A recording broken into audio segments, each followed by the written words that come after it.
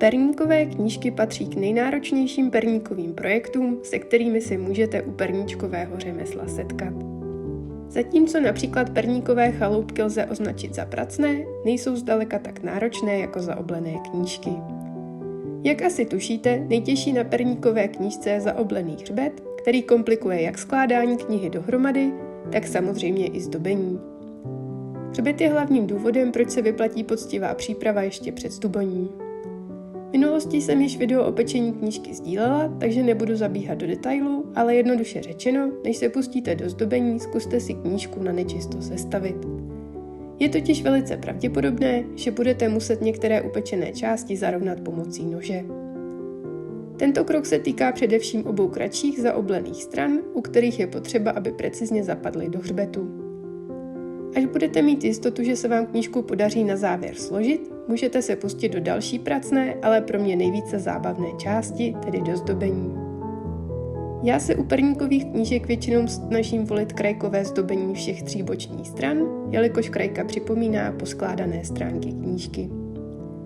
V tomto případě jsem se rozhodla ozdobit stejnou krajkou i zaoblený hřbet a myslím si, že výsledek stál za to.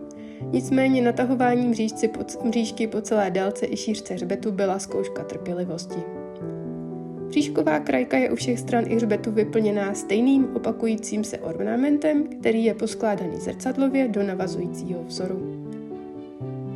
Ať už se rozhodnete pro mřížkovou krajku či jiné zdobení, slepování knížky rozhodně neuspěchejte a dílky nechte schnout alespoň 24 hodin, aby se vám neotloukly.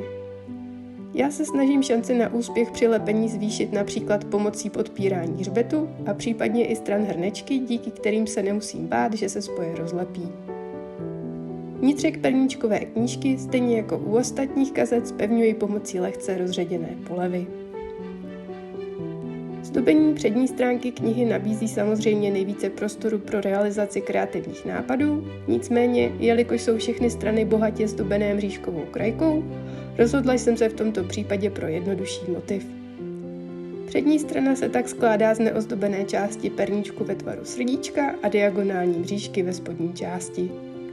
Krajku jsem v tomto případě vyplnila tečkovaným vzorem, ale pokud máte rádi perníčky sladěné, můžete použít stejný motiv jako na postranní krajce.